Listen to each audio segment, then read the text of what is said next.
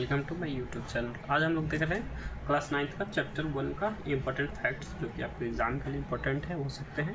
ठीक है, objective question बनाने में सुविधा होगी और जो भी हमारे नोट्स पीछे छूट गए बाकी वो लोग लिख सकते हैं।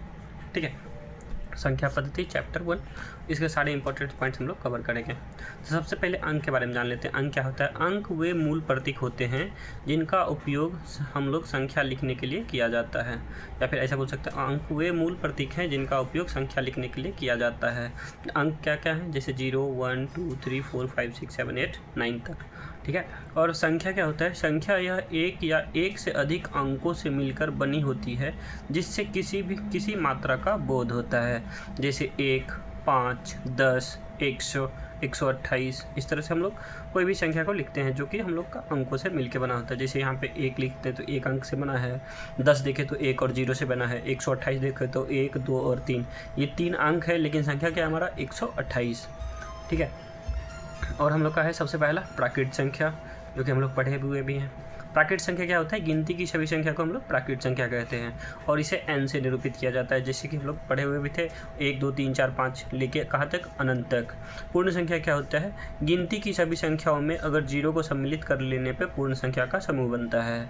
तो 0 को अगर सम्मिलित कर लेते हैं तो पूर्ण संख्या का समूह बन जाता है। ठीक है, पूर्णांक संख्या क्या होता है?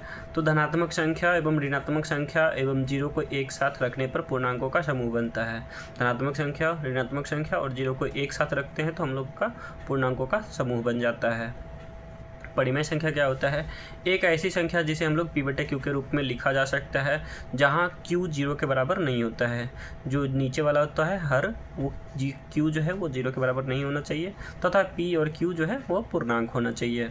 जैसे एग्जाम्पल के लिए 1, 3/2, 5/7, 9/8। ठीक है, etc। और अपरिमेय संख्या होता है एक ऐसी संख्या जिसे हम लोग p/q के रूप में नहीं लिखा जा सके तथा जिसका दशमलव प्रसार जो होगा वो अशांत अनावर्ती के रूप में होता है, जैसे √2, √3, पाई, √5, etc। एक्स्ट्रा जो भी होता है बहुत सारा होता है। ठीक है, और आप देखते हैं हम लोग वास्तविक संख्या। ठीक है, एक साथ लिए गए परिमेय संख्या और अपरिमेय संख्या के समूह से वास्तविक संख्या का समूह बनता है। ठीक है, जब हम लोग परिमेय संख्या और अपरिमेय संख्या को एक साथ रख लेंगे तो हमारा क्या बनेगा? वास्तविक संख्या का समूह बन जाएगा। और प्रत्येक वास्तविक संख्या रेखा पर अद्वितीय बिंदु होता है, यानी कि अगर हम लोग संख्या रेखा पर डिनोट करें तो 1 होगा, 2 होगा, 3 होगा, 2.5 होगा, मतलब कि जितना भी वास्तविक संख्या है वो संख्या रेखा पे एक अद्वितीय बिंदु होता है। प्रत्येक वास्तविक संख्या का सिर्फ एक ही बिंदु होगा संख्या रेखा पे। और हम लोग पढ़े थे दशमलव प्रसार को थोड़ा सा आसान भाषा में देखते हैं हम लोग। ठीक है, किसी भी वास्तविक संख्या या भिन्न को दशमलव रूप में व्यक्त करने की जो प्रक्रिया होती है उसी को हम लोग दशमलव प्रसार कहा जाता है। ठीक है, दशमलव प्रसार कहा जाता है। दशमलव प्रसार हम लोग पढ़े हुए हैं। पहला देखते हैं, ये जो है 3 प्रकार का होता है। पहला होता है शांत दशमलव प्रसार। तो इस प्रकार के दशमलव प्रसार में दशमलव बिंदु के बाद अंकों की जो संख्या होती है वो सीमित हो जाती है और भाग की प्रक्रिया जो है वो समाप्त हो जाती है। मतलब कि अगर हम लोग भाग देते हैं तो दशमलव के बाद कुछ अंक के बाद भाग जो है वो फिनिश हो जाता है। ठीक है, तो उसको हम लोग बोलते हैं शांत दशमलव प्रसार। नेक्स्ट है अशांत दशमलव प्रसार। तो अशांत दशमलव प्रसार में क्या होता है? इसमें दशमलव के बाद भाग की प्रक्रिया कभी खत्म नहीं होती है, लेकिन अंक जो है वो अंक या फिर अंकों का एक निश्चित समूह जो होता है वो बार बार दोहराया जाता है, बार बार रिपीट करता है। जैसे एग्जाम्पल के लिए 1/3, यहाँ पे देखिए हम लोग अगर भाग देते हैं तो 0.333, ये 3 जो है वो अनंत तक चलते रहेगा और भाग हम लोग लगाते रहेंगे, भाग जो है कभी खत्म नहीं होता है। ठीक है, और जैसे एक और एग्जांपल 1/7, इसका मान होता है 0.142857, फिर से रिपीट करेगा 142857। ठीक है, ये भी अनंत तक चलते रहेगा, जब तक हम लोग भाग लगाएंगे तब तक लगते रहेगा, लेकिन ये जो है अंक रिपीट करता ही रहेगा। इस प्रकार का जो दशमलव प्रसार मिलेगा उसको हम लोग बोलते हैं अशांत आवर्ती दशमलव प्रसार। ठीक है, लास्ट है अशांत अनावर्ती। इसमें क्या होता है? इसमें दशमलव के बाद भाग की प्रक्रिया कभी समाप्त नहीं होती है और ना ही कोई भी अंक या अंकों का समूह दोहराया जाता है।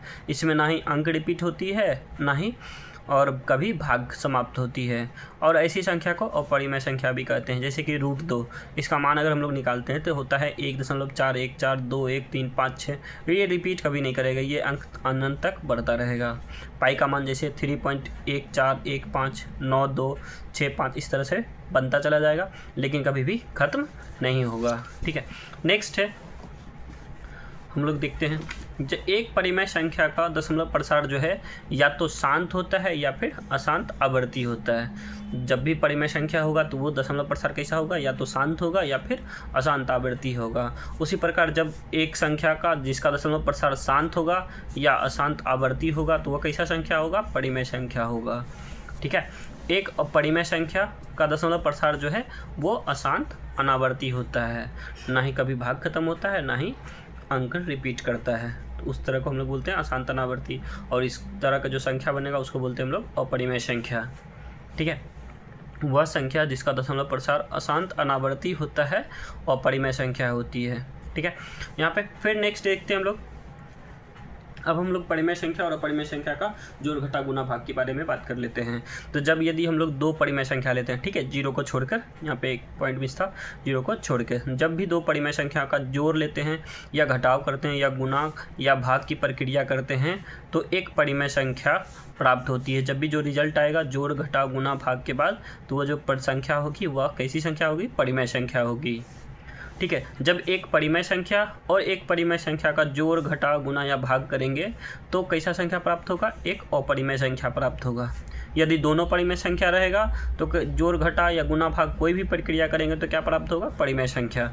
और यदि एक परिमेय है और दूसरा अपरिमेय है तो हमें कैसा संख्या प्राप्त होगा, अपरिमेय संख्या।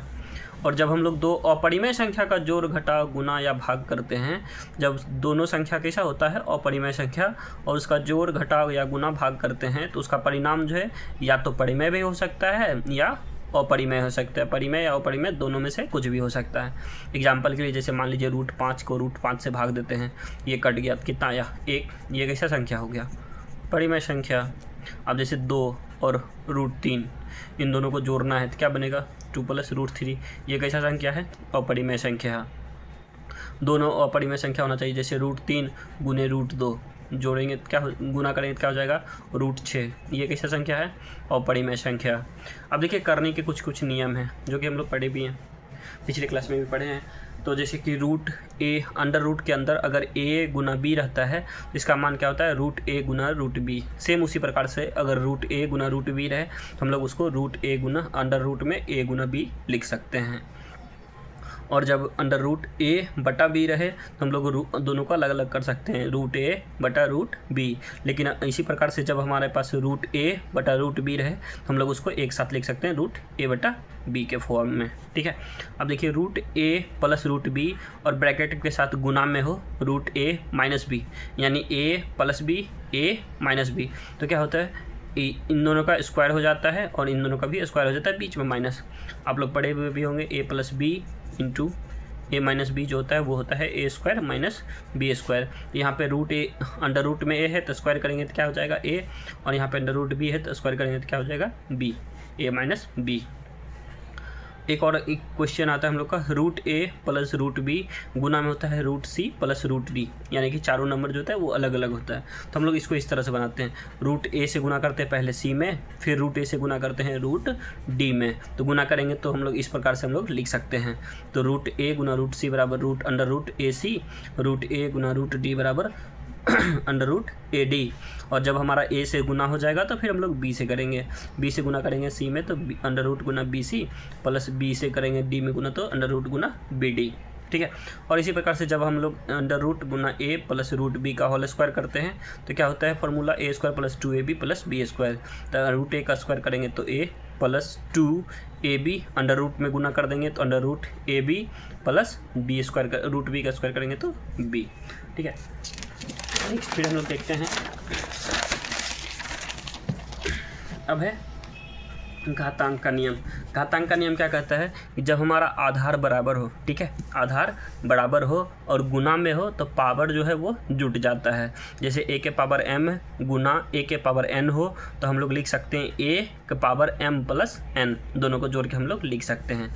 और जब हमारा a के पावर m हो और फिर उसके पावर भी n हो, a के पावर m उसका दोनों का पावर n हो तो हम लोग गुना कर देते हैं a का पावर m गुने n, ठीक है।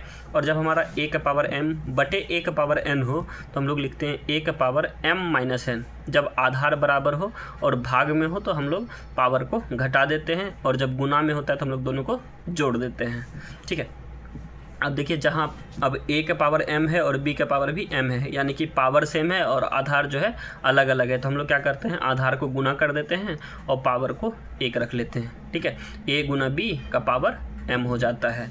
और यदि a का पावर माइनस m हो तो उसका मतलब होता है 1 बटे a का पावर m। और यदि एक इस प्रकार से क्वेश्चन मिलता है हम लोग को a का पावर 5 के पावर 3, तो इसको हम लोग लिख सकते हैं 5 के पावर माइनस 3, ठीक है। अगर इसके रूप में रहेगा तो हम लोग इस प्रकार से लिख सकते हैं, 1 बटा a का पावर m रहे तो हम लोग उसको a का पावर माइनस m लिख सकते हैं, ठीक है। और यहाँ पे a का पावर 0, यानी कि कोई भी संख्या हो अगर उसका पावर 0 होता है तो उसका मान कितना होता है, 1, ठीक है। और यदि अंडर रूट n और a रहे तो यहाँ पे हम इसका मतलब होता है a का पावर 1 बटे n, ठीक है। जैसे अगर मान लीजिए हम लोग को लिखता है क्यूब रूट a, इसका मतलब होता है a का पावर 1 बटे 3। और सेम इसी प्रकार से अगर a का पावर 1 बटे 3 रहे तो हम लोग लिखेंगे उसको इस प्रकार से क्यूब 3 और अंडर रूट 3 और under root a, cube root a, ठीक है। और जब हम लोग बनाते हैं परिमेयकरण तो 1 बटे under root a minus b का हर का परिमेयकरण करने के लिए हम लोग क्या करते हैं, same under root a plus b under root a plus b से गुना कर देते हैं। करने का मतलब यहीं पे under root a plus b, plus के ऊपर नहीं, और फिर यहाँ पे under root a plus b से गुना कर देते ताकि ये दोनों कट के 1 हो जाएगा। और जब हम लोग गुना करेंगे तो हमारा हर जो है वो परिमेय के रूप में हो जाएगा, ठीक है। Thank you for watching. मिलते हैं नेक्स्ट वीडियो में, नेक्स्ट चैप्टर में।